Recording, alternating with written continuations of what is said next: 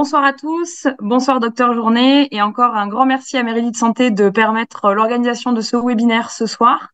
Bonjour à tous, vous êtes nombreux à vous être connectés. Je vais vous prendre 5 minutes à peine de ce webinaire et après laisser la main du coup au docteur Journet sur la scoliose, le sujet de la scoliose. Moi je suis Camille Modica, je suis la responsable communication de la clinique du Parc à Lyon. Je profite en tout cas de votre présence ce soir pour vous parler rapidement de la clinique du Parc, donc un établissement qui se trouve dans le centre-ville de Lyon, dans le 6e arrondissement, et donc 5 pôles d'excellence pour la clinique du Parc, qui est principalement reconnue pour l'orthopédie, vous le savez certainement, l'ophtalmologie, l'esthétique, le digestif, et enfin la neurochirurgie, chirurgie du rachis. Et donc c'est tout le sujet de ce webinaire ce soir, donc avec le docteur Journet, qui est donc chirurgien du rachis à la clinique du Parc.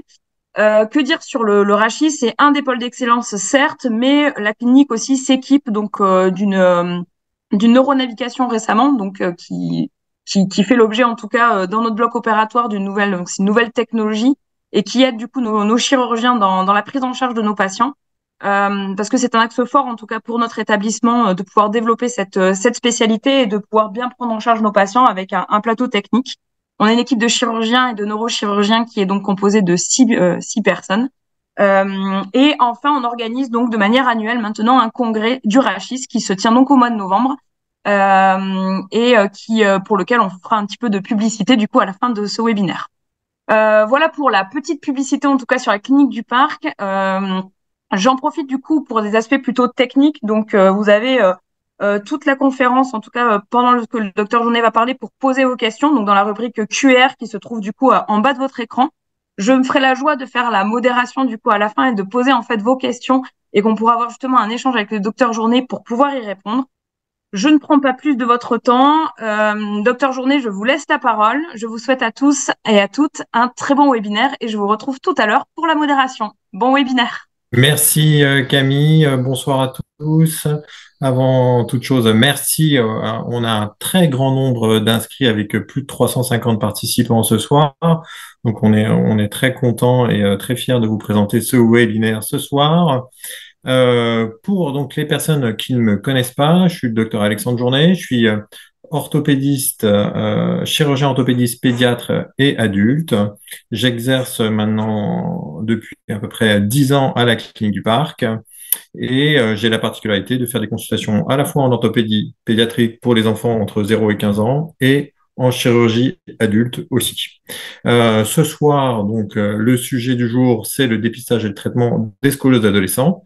Et je vais donc lancer la présentation avec la présentation ici. Tac, tac. Et c'est parti. Donc, voilà. Donc, j'ai décidé de traiter ce sujet parce que c'est un sujet dont je m'occupe de façon quotidienne en consultation. Et je me suis intéressé à comment faire pour que ça soit le plus interactif possible. Et donc, j'ai recensé toutes les questions les plus fréquentes que me posent à la fois les professionnels de santé et à la fois les patients et les parents des patients. Et donc, j'ai articulé cette présentation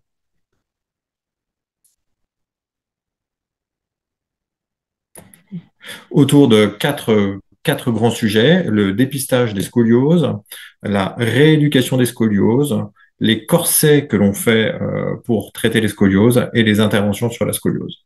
Et donc, vous allez voir que chacun de ces quatre grands thèmes va être développé en quatre questions.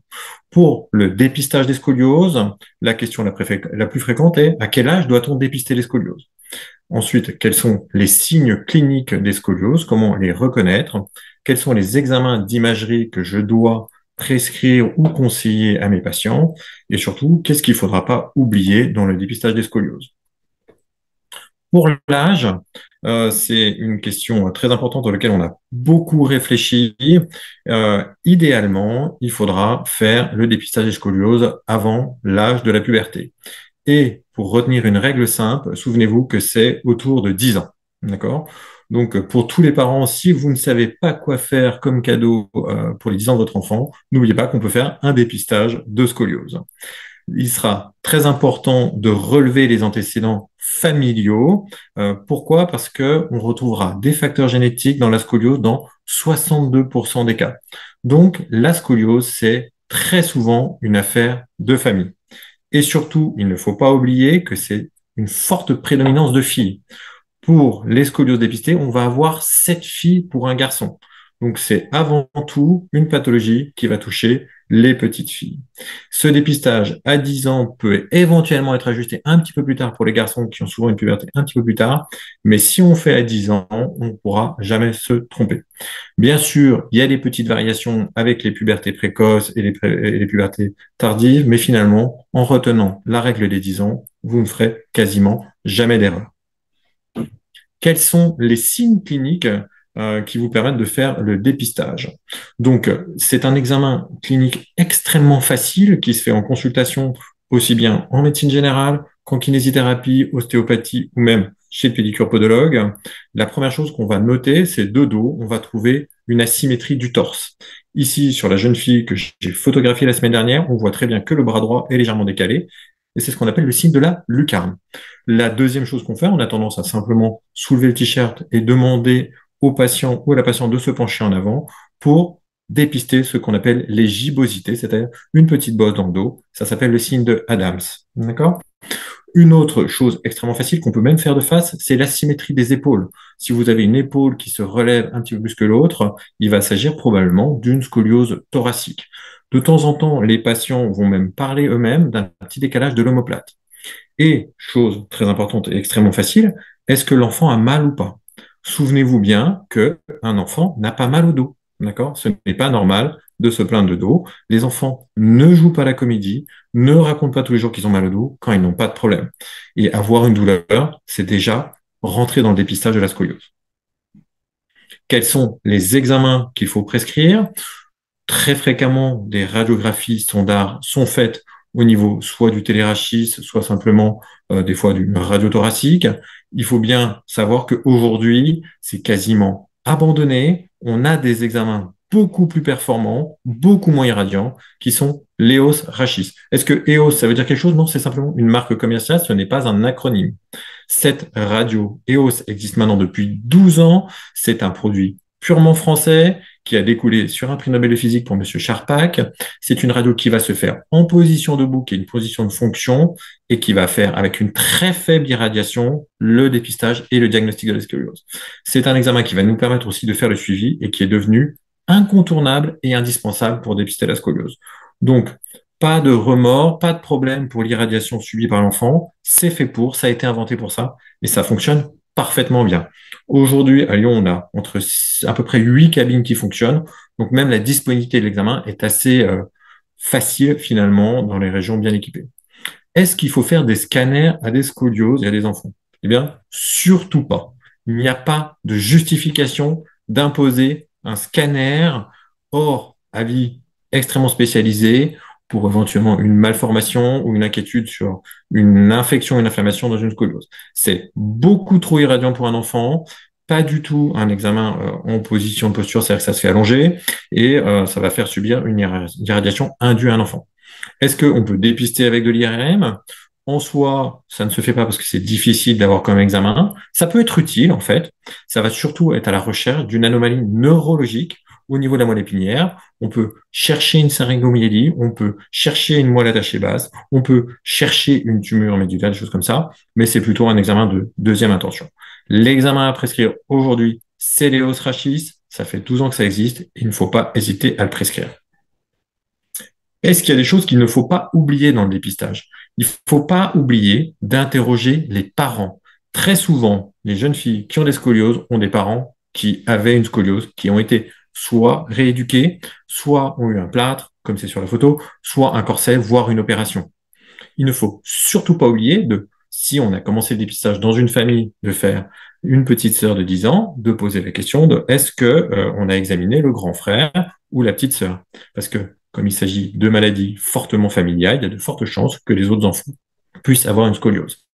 Souvenez-vous, un enfant n'a pas mal au dos, c'est pas normal dans une classe de 30 élèves, c'est rare qu'un enfant ait mal au dos, il y en a que un dans la classe en moyenne, et c'est cet enfant qu'il faut dépister. Et souvenez-vous une chose, ce soir, on parle scoliose, Mais bien sûr, il n'y a pas que les scolioses qui posent des problèmes dans le dos. Il y a aussi les hyperkyphoses, les spondylolyses et plein d'autres pathologies qu'on ne va pas décrire ce soir. Le pire, finalement, et le plus dommageable pour les patients, c'est la radio que je vous présente. C'est une jeune fille dont la maman a été traitée, dont la maman a été opérée, et qui viennent à l'âge de 16 ans avec une scoliose double majeure pour lequel le dépistage n'a pas été fait. C'est dommageable, bien sûr, on va pouvoir s'occuper de cet adolescent, mais on va perdre de grandes possibilités thérapeutiques et de dépistage précoce et de traitement précoce et d'éviter des situations qui sont à la fois inesthétiques et douloureuses alors que les parents ont été soignés. Qu'est-ce qu'on doit penser de la rééducation des scolioses? La première chose, c'est quand est-ce qu'on doit prescrire une rééducation dans une scoliose? Et puis, question extrêmement fréquente, quelle est la fréquence de la rééducation? Est-ce qu'il faut faire une fois, deux fois, trois fois? Est-ce qu'il faut faire tous les jours? Est-ce qu'il faut utiliser des techniques spéciales? Ça, c'est une question qui revient de façon très récurrente dans vos stations. Quel est le type de rééducation que je dois faire? On va y répondre aussi. Et puis surtout, est-ce que ça marche? D'accord? Ou est-ce que c'est des histoires? Est-ce que, comme le rapportait pour un patient, bah, il s'est rien passé chez le kiné, ça a servi à rien? Est-ce que c'est vrai, pas vrai? Est-ce que ça a été utile? Est-ce qu'on a consacré du temps à juste titre ou pas? Quand est-ce qu'il faut donc commencer cette rééducation? La première chose, je pense que cette rééducation, elle doit se décider sur l'examen clinique de l'enfant. L'examen clinique, c'est est-ce qu'il y a déjà une grosse asymétrie des épaules, comme c'est le cas ici? Vous pourriez me dire, ben, on va attendre de faire la radio. En fait, non. Cet enfant, elle a déjà une asymétrie au niveau des épaules, donc on peut déjà décider d'une rééducation. Le deuxième élément qui va me permettre de décider est-ce qu'on doit rééduquer ou pas, est-ce que cette jeune fille de 10 ou 11 ans, elle a mal au dos? D'accord? Donc, bien sûr, il faut qu'on affine le diagnostic pour savoir de quoi on va la traiter, mais s'il y a des douleurs, est-ce qu'on va pouvoir répondre avec une thérapie musculaire ou manuelle à ce problème de douleur sans rentrer dans la logique du médicament, qui est très souvent une aide intéressante dans la scoliose. Et puis surtout, il y a cette évaluation de est-ce que la musculature de l'enfant est cohérente ou est-ce qu'on a un enfant qui est en train de grandir vite avec une très faible musculature? Est-ce qu'il a des activités sportives? Et donc, ça va rentrer dans cette décision de oui, il faut rééduquer parce qu'on est en musculature extrêmement faible. Et puis, une règle finalement assez simple, si on n'arrive pas à se décider sur examen clinique douleur, tout ça, on peut estimer qu'à partir d'une dizaine de degrés, on va avoir avantage à faire cette rééducation chez le kinésithérapeute. Donc, la fréquence de cette rééducation, vous verrez, la plupart des experts vont vous préconiser une, voire deux séances par semaine. Une règle qui est aussi extrêmement pratique pour coller avec l'emploi du temps scolaire des enfants, en particulier au collège, c'est difficile de dégager deux séances par semaine si en plus vous avez une activité comme théâtre, musique ou une activité sportive. Des fois, on va demander de façon exceptionnelle au kiné de faire une sorte de grande séance d'une quarantaine de minutes. C'est pas tout à fait bien accepté par la sécurité sociale en termes de remboursement, mais c'est assez cohérent de faire venir une seule fois l'enfant pour faire une vraie séance de 40 minutes. La plupart du temps, je vais pas contraindre les enfants quand ils sont en vacances d'aller chez le kiné. S'ils sont sur Lyon ou pas très loin de leur kiné et que c'est bien organisé, c'est pas un problème d'éventuellement faire une séance de kiné pendant les vacances. Après, il faut pas que ça soit bloquant et empêcher les enfants de partir en vacances soit l'été, soit pendant les vacances scolaires. Ça me semble pas cohérent. Une chose qui est de plus en plus importante, les exercices qui sont appris chez le kiné, ils ne doivent pas être uniquement répétés que chez le kiné. Idéalement, il faut apprendre une certaine forme d'autonomie avec les parents et il faut faire au moins une séance à la maison guidée par le parent. Évidemment, l'enfant qui sera souvent trop jeune ne va pas spontanément dire tiens c'est mon jour, je vais faire mes kinés tout seul dans mon coin. C'est pas comme ça que ça se passe, mais c'est aux parents qu'on doit éduquer aussi d'apprendre une certaine forme d'autonomie que eh ben on va chez le kiné mardi soir, eh ben jeudi soir papa ou maman t'aide et te guide. Et bien sûr, il va falloir s'aider de toutes les activités sportives qu'on peut avoir. Je pense que tout le monde sait aujourd'hui que si vous avez une scoliose, c'est extrêmement bénéfique de faire un cours de natation. Et il vaut mieux aller une fois à la natation et une fois chez le kiné que deux fois chez le kiné. C'est beaucoup plus bénéfique sur le plan global et métabolique de faire une séance de sport. Là, je vous ai mis une photo d'escalade parce que l'escalade, ça marche hyper bien dans la scoliose. J'entends encore beaucoup trop souvent en consultation, on a une scoliose, on a arrêté tous les sports parce que c'est hyper dangereux de faire du sport. Alors, c'est pas vrai du tout, d'accord? C'est très bien qu'un enfant, un adolescent, puisse avoir des activités sportives normales. Il y a très peu de sports qui sont extrêmement délétères. Si on a vraiment une scoliose en début inquiétante avec un tennisman qui fait 6 à 8 heures de tennis avec un sport de torsion, on peut peut-être mettre un peu un ralentissement du tennis. S'il y a cette fameuse histoire d'acrosport qui est rentrée à l'éducation nationale depuis 8-10 ans, d'enfants qui font des pyramides humaines, oui, on peut dire stop, on va pas faire d'acrosport, on a déjà un cartable de 37 kilos, on a déjà un enfant qui est en kiné et qui va faire de la natation, on va peut-être calmer un petit peu le jeu sur l'acrosport. Donc on va limiter certaines activités sportives qui sont potentiellement délétères, mais la plupart des activités sportives, les bénéfices sont largement supérieurs à cet arrêt que je vois, dispense de sport, scoliose, 10 degrés de scoliose, dispensé de sport pendant l'année. Ça, c'est pas bien, ça aide pas l'enfant, c'est pas bon pour son développement et c'est pas bon pour sa scoliose. Est-ce que, il faut des techniques spéciales? Dans la grande majorité des cas, la plupart des enfants sont suivis en rééducation, entre guillemets, standard, en thérapie manuelle, et ça marche très bien. Est-ce que la balnéothérapie est efficace? Oui, si comme sur la photo, vous avez un centre qui a la capacité et la connaissance pour le faire, c'est hyper bien. C'est génial de se dire on peut faire de la balnéothérapie, on peut faire des exercices. Après, c'est des équipes qui sont entraînées, qui ont l'habitude et qui ont une routine de prise en charge. Est-ce qu'il faut utiliser des méthodes comme la méthode de Mézières ou la méthode Musquet? J'ai envie de dire, si vous la connaissez, si vous la pratiquez, super. J'empêcherai jamais aucun kiné de proposer des méthodes pour lesquelles il croit, dans lesquelles il est formé, dans lesquelles les bénéfices sont évidents. Donc, il n'y a pas de problème pour utiliser des méthodes à partir du moment où vous faites en pleine connaissance de cause des thérapies intelligentes pour lesquelles vous donnez un investissement personnel et pour lesquelles le patient est bien répondant. Et puis, est-ce qu'on peut y associer de l'ostéopathie là? Voici, j'ai aucun problème avec ça en fait. À partir du moment où tout est bien guidé par un médecin, soit généraliste, soit un spécialiste, et qu'on est dans les règles habituelles de faire sa rééducation régulièrement, et puis avoir une séance de temps d'ostéopathie, ça ne pose aucun problème. Et ça peut vraiment aider, ça peut aider sur des asymétries du bassin, sur des torsions, sur des douleurs, des choses comme ça. La seule chose, c'est qu'il ne faut pas tomber dans un dogme, il ne faut pas rester se dire, moi je fais que de l'ostéopathie, j'arrête mon suivi chez le médecin spécialiste ou chez le médecin traitant, et pendant 3-4 ans, je suis uniquement suivi par un ostéopathe. Ça, c'est pas cohérent, et d'ailleurs, j'ai quasiment sur Lyon aucun ostéopathe qui réagit comme ça, qui veut garder cloisonner les choses et les patients pour eux, c'est à mon avis pas une bonne chose. On est là pour travailler ensemble.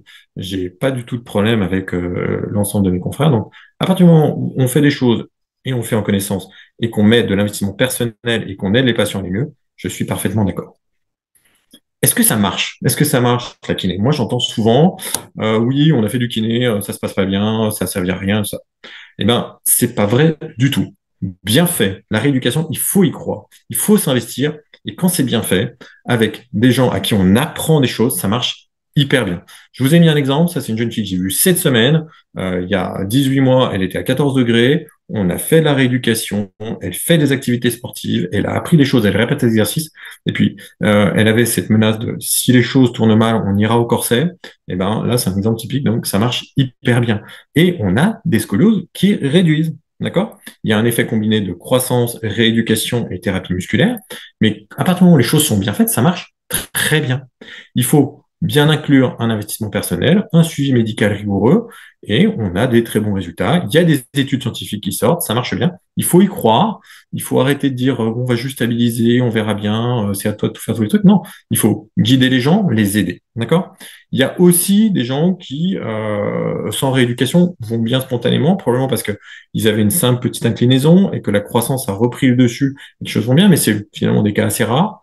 Et puis il y a aussi, bien entendu, des gens qui, même s'ils ont été bien rééduqués, même s'ils ont fait tous les efforts, ils avaient des scolioses qui étaient avec des critères péjoratifs au départ, avec des torsions trop importantes, on n'y est pas arrivé, on a fait le maximum, on a donné beaucoup d'efforts dans cette direction-là, et puis des fois ça porte pas ses fruits. Il n'y a pas de problème avec ça, il faut simplement être conscient que des fois ça va, des fois des fois ça marche très bien, des fois c'est pas suffisant, et on peut passer à une autre thérapie, c'est pas du tout un problème. Et à savoir que si après on part d'ailleurs sur un traitement orthopédique par corset, c'est pas du tout un problème de maintenir de la rééducation parce qu'au contraire, ça va aider la musculature à mieux se développer et à aider dans le bon sens. Donc, une fois qu'on a évoqué la rééducation, très souvent, moi, la plupart des patients que je vais voir, finalement, un confrère va me dire, bah, écoute, on s'en sort pas avec cet adolescent. Est-ce que tu penses qu'il faut un corset, tout ça? Donc, la question, c'est quand est-ce que je vais décider de faire un corset? Comment ça se passe pour fabriquer un corset? Quel est le processus habituel? Quel est le suivi de ces corsets? Ça, c'est la question la plus traditionnelle. Combien de fois je vais voir les adolescents? Est-ce que c'est nécessaire tous les 4 mois, tous les 6 mois, tous les 8 mois?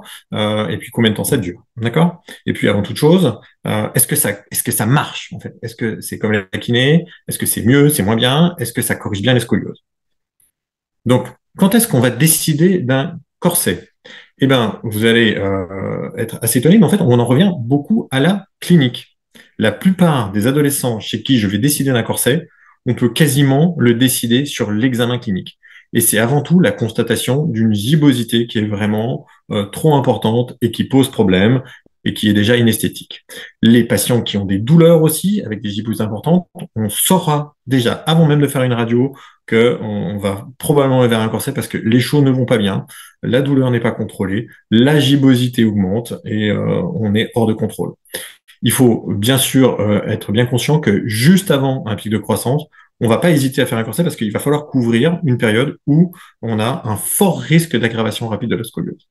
Et puis, une fois qu'on a décidé de faire une radio ou qu'on a déjà cette radio en consultation, comme c'est la plupart des cas, quand moi je vois un enfant ou un adolescent, eh ben, la décision va reposer sur plusieurs facteurs. Et puis, généralement, bah voilà, il faut quand même justifier un certain angle de cob. Si vous lisez la plupart des traités écrits par mes pairs et les gens qui m'ont formé, bah, il faut à peu près une vingtaine de degrés.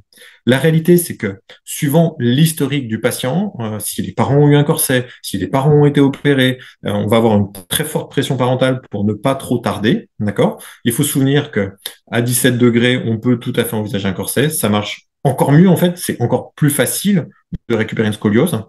Et puis surtout, ça va dépendre de la possibilité de revoir rapidement les gens. Des fois, à 17 degrés, je vais dire, bah, écoutez, on va tenter une rééducation, mais par contre, on va être obligé de rapprocher un petit peu le suivi pour être sûr qu'on passe pas à côté du bon moment pour le corset.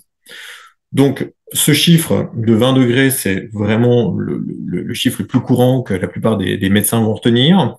Là, vous avez un exemple, bah, j'ai une jeune fille qui d'emblée vient chez moi avec 33 degrés de scoliose thoracique, une scoliose, une compensation lombaire importante. Donc là, bon, finalement, il n'y a pas tellement de débat. Mon confrère me l'envoie en me disant, bah, écoute, je pense qu'il va falloir faire un corset. On fait un corset, c'est un cas relativement simple. Comment ça se passe? Pour faire un corset, on va avoir plusieurs éléments. La première chose, c'est que on va analyser les courbures.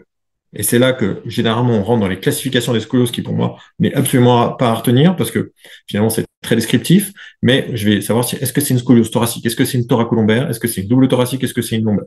Suivant ce type de courbure, on a, en fait, tout un arsenal de corsets qui va nous permettre de traiter les différentes courbures. Là, vous avez un exemple d'un corset qui est très lyonnais, qu'on doit à Jean-Claude Demoroy, qui est un grand expert dans la scoliose, qui est l'Art Brest lyonnais, donc c'est le corset lyonnais, d'accord? C'est un type de corset. Des types de corsets, moi, personnellement, dans ma pratique de jour, j'utilise à peu près 6 à 8 corsets différents, d'accord? Il va falloir le choisir, le médecin expert, le spécialiste choisit le type de corset. Et puis après, très simplement, on propose un rendez-vous de mesure qui peut être fait soit directement chez l'appareilleur, soit en cabinet médical. Moi, dans mon organisation semaine, j'ai 2 journées où je suis accompagné d'un appareilleur pour préparer, aider et mettre en place des corsets. Donc, c'est une consultation mixte orthopédiste et appareilleur. C'est super pour les enfants. Et puis, une fois cette mesure faite, il faut savoir qu'un corset, c'est extrêmement rapide à être fait. Un enfant que j'ai vu lundi après-midi, il peut avoir une prise de mesure le mercredi et avoir un corset la semaine suivante. Aujourd'hui, il n'y a pas de raison d'attendre 15 jours, 2 semaines, un mois pour avoir son corset. En fait, ça va très très vite. Les équipementiers, les appareilleurs savent faire les choses rapidement et très bien. Il y a très souvent un rendez-vous d'essayage et puis un rendez-vous de livraison. Et puis après, la grande majorité des thérapies sont des thérapies nocturnes qui va nous permettre une bien meilleure observance. Je ne vais pas rentrer dans le détail de à quelle heure, est-ce que c'est le matin, est-ce que c'est le milieu de séjour. Il faut savoir que maintenant, en 2023, 90% des corsets vont être des thérapies nocturnes pour plein de raisons, dont les principales sont l'absence de perte musculaire, le fait d'avoir une musculature normale en journée. La deuxième raison, c'est qu'on a un bien meilleur relâchement musculaire et disco-ligamentaire la nuit, donc le corset va imprimer des efforts bien plus importants, et puis une observance qui est juste rien à voir pour des collégiens et des lycéens, chez qui finalement avoir un corset la nuit, c'est beaucoup moins contraignant que de le mettre la journée. Très important après, une fois le corset fait et le corset essayé et porté principalement pour nocturne, on a toujours une consultation de vérification. Je vois l'enfant, je vois son corset, je vois comment il le met, Et encore cette semaine, on a trouvé 2 corsets qui étaient mis à l'envers. Ça semble fou, mais c'est possible. On arrive des fois à faire rentrer dans un corset à l'envers, ça existe. Et puis surtout, on fait une radio avec le corset, toujours ces radios EOS avec très faible irradiation, qui nous permet de savoir si le corset est bien efficace. Et il est fréquent de dire ce corset ne va pas, ne convient pas. On ne va pas partir sur un traitement long et compliqué et contraignant pour un adolescent s'il n'est pas validé médicalement et scientifiquement. Il faut qu'on ait des réductions des courbures, sinon ça ne marchera pas, ou il ne sera pas porté, ou il sera douloureux. Et c'est normal d'avoir des corsets qui sont ajustés, avec des rendez-vous avec chez le médecin ou chez l'appareilleur, pour être sûr que tout se passe bien et que l'observance soit optimale. Quel est le suivi après des patients chez qui on a donc décidé du corset? De façon très simple, après avoir essayé pas mal de choses, est-ce qu'il faut les voir tous les 3 mois, tous les 4 mois, tous les 6 mois, tous les 10 mois? La majeure partie des enfants chez qui tout se passe bien avec le corset, c'est 6 mois. On les voit avec des radios avec et sans corset. Vous allez me dire, mais à quoi ça sert? La radio avec corset permet de s'assurer que la correction est toujours présente et que le corset est encore bien adapté à la déformation de l'enfant. La radio sans corset, elle, permet de savoir si le corset est porté, en fait. Pourquoi? Parce que si le corset est porté, on peut perdre jusqu'à 1 ou 2 degrés de scoliose par mois. D'accord? Et puis, chose très importante, la technologie le permet aujourd'hui. On a des EOS microdosés qui font presque pas de rayons et qui nous permettent d'avoir ces 2 radios tous les 6 mois sans prendre un danger d'irradiation aberrant pour un adolescent. Les changements de corset, la moyenne, alors la Sécu prend en charge tous les ans. La plupart des adolescents vont donc le changer au bout de 12 à 14 mois. J'ai certains enfants, comme aujourd'hui, j'en ai vu une, on a fait 2 ans et demi de thérapie sans jamais avoir changé de corset et il n'y a eu aucun problème. Et j'ai à l'extrême des adolescents chez qui on a déjà changé 3, 4, voire 5 fois, tout simplement parce qu'ils sont en période de croissance extrêmement rapide ou de prise de poids ou de gains musculaires et de corsets qui sont inadaptés. Auquel cas, ça peut arriver de demander à la Sécu une prise en charge financière d'un deuxième corset dans l'année. Et en moyenne, si on prend tous les corsets qui sont suivis, les adolescents porteront le corset pendant 3 ans. D'accord? Donc c'est un délai assez simple. Si on peut l'arrêter avant, on sera hyper content de faire, entre guillemets, plaisir à cet adolescent en disant, bah, écoute, le traitement est fini, il n'y a pas de justification de durer plus longtemps, et cette durée de traitement de 3 ans va être pondérée suivant l'âge du début. Évidemment, si on commence à 10 ans et qu'il va falloir couvrir une période de croissance, ça peut être plus long. Si on commence à 12 ans, c'est un petit peu l'idéal, entre 11 et 12 ans, et on devrait pouvoir arriver à finir à 15 ans. Si c'est chez un garçon, c'est pas forcément le même tempo. Ça, c'est quelque chose qui s'adapte. On promet un délai de 3 ans. Si on peut se permettre de l'arrêter avant, tant mieux. Si des fois ça dure un peu plus longtemps, bah, on dit, bah, écoutez, pour l'instant, c'est pas suffisant. Il faut continuer encore un petit peu le corset. Il faut s'accrocher. C'est dur, mais on va avoir de meilleurs résultats. Et puis, bon, la question la plus importante et l'idée reçue qui est pour moi en 2023, après 12 ans de pratique régulière de corset, d'entendre encore les corsets, ça sert à rien, ça ne fait que stabiliser les scolioses, et ben, c'est parfaitement faux. Les corsets, à partir du moment où c'est bien étudié, bien fait, bien suivi, ça marche hyper bien. D'accord? Il va falloir pondérer tous ces facteurs parce que suivant le type de courbure, c'est pas les mêmes guérisons potentielles. Une courbure thoracique, c'est plus difficile à guérir parce que c'est plus rigide. Ça va dépendre de la flexibilité et de la souplesse des courbures. Si vous avez quelqu'un d'hyperlaxe, on aura des très bonnes corrections, mais ça va être très dur de la structuraliser. Si vous avez quelqu'un de plutôt raide et rigide, ce qui est le cas de la plupart des garçons, on aura forcément des moins bons résultats.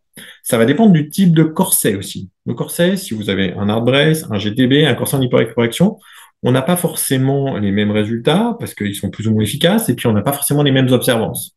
Et puis, il va y avoir la date du début de traitement. Si vous commencez vers 10 ou 11 ans et qu'on avait des petites courbures et qu'on a eu un corset qui est toujours bien accepté, ça marche hyper bien. Et j'ai des enfants qui sont entre 0 et 5 degrés. En fin de traitement, on dit, écoutez, vous n'avez plus de scoliose, vous n'êtes plus considéré comme quelqu'un qui a besoin de soins, fin de suivi. Si on a commencé à 35 degrés ou à 50 degrés, ce qui est parfaitement hors norme, bah évidemment, on ne peut pas en attendre les mêmes résultats. Et ça va dépendre de à quel moment on commence, comment on le fait et tout ça. Et ça, c'est une affaire de pratique. D'accord? Mais il faut bien tenir que si le dépistage est bien fait, si la rééducation est bien faite et si le corset est fait et utilisé à bon escient, ça marche hyper bien. J'ai beaucoup d'enfants qui sont étonnés de ah, mais en fait, je pensais pas que ça allait me guérir. Mais on leur montre en fait tous les 6 mois quelles sont les avancées des résultats. Et ça les motive et ils comprennent pourquoi on le fait. Parce que s'ils comprennent pas, bah, évidemment, il y a moins de participation, moins d'autonomie du patient, et les parents non plus ne jouent plus le jeu. Donc retenez que le corset bien fait, bien utilisé, c'est très bon outil, ça marche très bien, mais il faut avoir bien sûr une bonne observance parce qu'un corset qui n'est pas porté, ça peut pas marcher. Ça semble assez trivial. Et puis, que penser de la chirurgie? On me dit, ah bah, mais le docteur Journet il est chirurgien, donc il va nous parler de chirurgie. Alors oui, on va parler un peu de chirurgie, mais vous allez voir que finalement, dans la prise en charge de la scoliose de l'enfant, c'est une toute petite goutte d'eau dans l'océan. Donc, je veux dire, quand est-ce qu'il faut décider d'une opération? Comment ça peut se passer? Qu'est-ce qu'il faut faire pour que ça se passe bien? Et est-ce qu'on en opère vraiment beaucoup des patients? Et est-ce qu'ils vont bien ou pas? Alors, les patients, à quel moment il faut les opérer? La première chose qu'il faut retenir, c'est que c'est avant tout un enfant ou un adolescent qui souffre. Pour moi, on va décider d'une opération quand la situation est hors de contrôle et que les choses ne vont pas. Donc, c'est un patient qui n'arrive pas à mettre son corset ou chez qui c'est trop tard. Et puis, c'est un patient qui, en termes de radiographie, ne va pas bien. C'est des angulations de courbure qui deviennent beaucoup trop importantes et qui peuvent avoir des conséquences soit pulmonaires, soit viscérales. Aux États-Unis, ils admettent un angle de 40 degrés pour opérer. En France, on est quand même clairement au-dessus, autour de 45-50 degrés, avec des critères défavorables pour décider d'une opération. De façon générale et philosophique, il faut essayer de faire le moins d'opérations possible. Parce qu'en fait, c'est un échec du traitement. Et il faut se souvenir que les enfants opérés iront globalement quand même toujours moins bien que les enfants qui ont été bien soignés par de la rééducation ou par des corsets. Comment ça se passe aujourd'hui, les opérations en 2023? Aujourd'hui, la chirurgie de la scoliose, en fait, elle a énormément évolué. D'accord? Là, je vous ai mis une photo de qu'est-ce que c'est que le neuromonitoring, c'est-à-dire que quand on décide d'opérer une scoliose, on a un électrophysiologiste en salle et pendant les 3 ou 4 heures d'opération, on a un suivi constant neurologique des POS, PEM, potentiel évoqué somesthesique et moteur, c'est-à-dire l'état neurologique du patient pendant l'opération. Pourquoi? Parce que comme on détord de la scoliose et qu'on va potentiellement tirer sur des nerfs ou potentiellement, il faut savoir qu'est-ce qui passe pendant l'opération. Et puis, on a aussi aujourd'hui des outils qui permettent de faire des chirurgies les moins dangereuses possibles. Là, vous voyez ce qu'on appelle la navigation, c'est-à-dire qu'on fait un scanner pendant l'opération et toutes les vis, liens et autres qu'on peut décider d'utiliser pendant l'opération peuvent être navigués et de faire en sorte que on ne va pas toucher un nerf ou une artère. Typiquement, dans le thorax, on a tous les risques cumulés. On peut mettre une vis dans la moelle épinière, évidemment, ça marche pas bien, les gens sont paralysés. On peut mettre une vis dans l'aorte, évidemment, ça marche pas bien non plus. Et là, pour le coup, les conséquences sont dramatiques. Donc, et puis, dernier grand thème aussi, moi, aujourd'hui, ça fait quand même maintenant 10 ans qu'on fait ça, on a des chirurgies qui sont extrêmement planifiées. En fait, c'est que l'idée, c'est d'avoir fait l'opération à l'avance. D'accord? Je choisis mes vis, mes longueurs de tige pour faire une arthrodèse vertébrale postérieure. Pourquoi? Parce que si tout a été réfléchi avant, l'opération est plus rapide et l'opération se passe mieux globalement. Parce que comme on parle d'une opération qui est longue, c'est difficile de maintenir sa concentration pendant 3-4 heures. Et si on a déjà fait l'opération en avance, bah c'est beaucoup plus facile de la réussir et d'éviter tout type de complications. Et là, vous voyez une planification de quelle a été la décision de la taille de la tige en titane qu'on va mettre. Et on peut tout faire ça avec des ingénieurs. Et c'est beaucoup développé aujourd'hui et ça marche très bien. Et je le conseille à tout à chacun qui voudrait opérer les scolioses. Est-ce que Monsieur Journet, il opère beaucoup de patients? Eh bien, la réalité, c'est que non, pas du tout. Pas du tout, pas du tout, pas du tout. Il faut pas repartir de ce webinaire en disant la solution des scolioses, c'est la chirurgie, parce que c'est pas ça du tout. La solution, c'est de dépister les gens, de bien les rééduquer et de bien faire les traitements orthopédiques, parce que comme ça, ils n'auront pas d'opération. Vous voyez que sur les consultations que j'appelle des consultations de scoliose, pour les adolescents, on en fait quand même presque 1200 par an. Donc, on en voit quand même un certain nombre des adolescents. Alors, évidemment, il n'y a pas que des dépistages au départ, il y a aussi des suivis. Ben, j'en ai une forte majorité qui vont chez le kiné, d'accord, 1 ou 2 fois par semaine, ou qui font de l'ostéo, qui font de la chiro, des choses comme ça. Et puis, bah, par la force des choses, parce que mes collègues me demandent, je fais beaucoup de corsets, d'accord? Donc, on fait presque une dizaine de corsets par semaine. On y est avec les appareilleurs. On a des gens dont c'est le métier, qui nous ont appris à faire des corsets, qui nous aident à optimiser les traitements et à faire que l'observation soit bonne. Et puis finalement, des adolescents, j'en fais qu'une 10, 15 par an d'intervention. Pourquoi? Parce que c'est des choses qui sont hors de contrôle, des adolescents qui souffrent, qui vont pas bien, et des choses comme ça. Et donc, alors, oui, je fais pas que la chirurgie de l'adolescent, mais finalement, l'idée, c'est que avec le temps, si les patients sont bien suivis, on n'a pas besoin de tant d'opérations que ça, et tant mieux. Pourquoi? Parce que c'est des chirurgies longues, dangereuses et difficiles, et qui ne sont pas sans conséquences.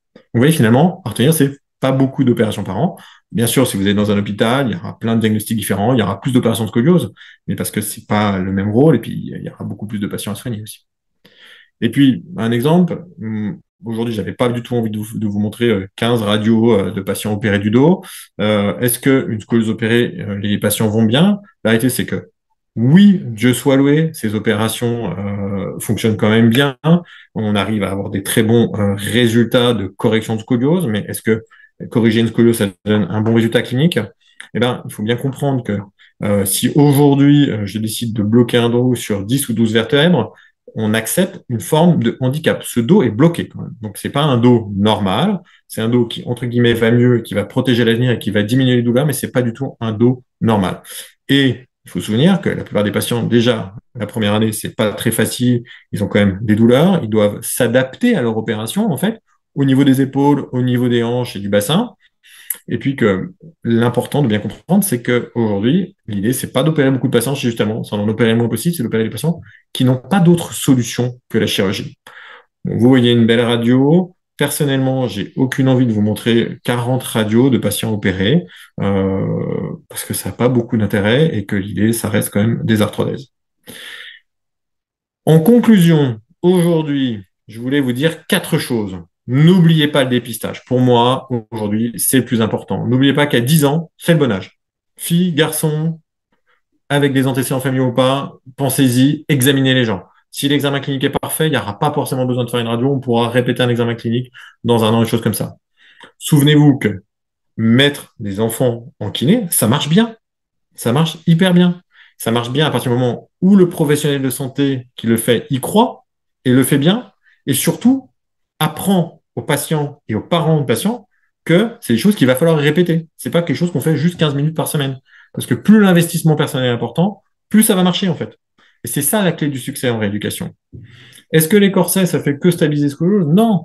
En fait, les corsets, si c'est bien fait par des gens qui connaissent et qui ont fait les bons corsets et qui ont appris aux patients à le mettre, à bien l'observer, ça va hyper bien marcher. Donc, il faut y croire. Il faut pas baisser les bras, comme je vois dans certains pays du monde, en disant, bah non, mais les corsets, c'est pas grave, ça sert à rien. De toute façon, le chirurgien, il vous voit qu'une fois tous les ans, et puis il vous verra quand il y aura besoin d'une opération, c'est tout. Ben, ça, c'est un constat de je baisse les bras, j'y crois pas et je le fais pas bien. C'est dommage, hein, ça marche hyper bien. Et je vous le dis alors que je suis chirurgien. D'accord? Mon objectif, c'est pas d'opérer tous les patients de la Terre, j'ai aucune envie. L'objectif, c'est que ça aille bien. Et souvenez-vous bien que un patient bien traité en kiné, en corset, c'est un patient qui ira bien, qui aura un dos presque normal ou normal plus tard, et qui n'aura pas besoin d'une opération. Les opérations, bien sûr, elles existent, bien sûr, elles sont spectaculaires, bien sûr, on a une technologie aujourd'hui qui a bien progressé, qui les rend moins dangereuses, mais finalement, c'est le constat qu'on n'est pas arrivé à bien dépister, à bien soigner les patients avant, et ça doit rester une exception.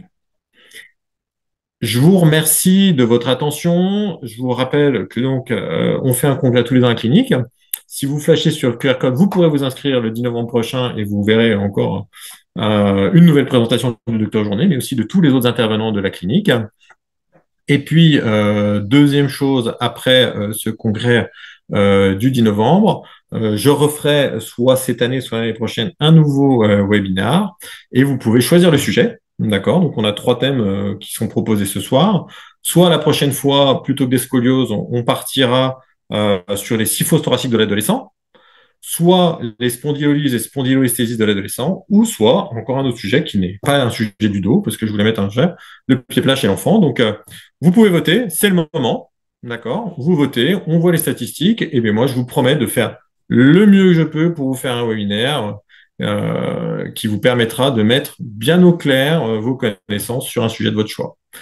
Je vous remercie, je vous souhaite une super soirée, merci d'avoir été présent, merci à Camille Modica pour ça, et on va passer aux questions.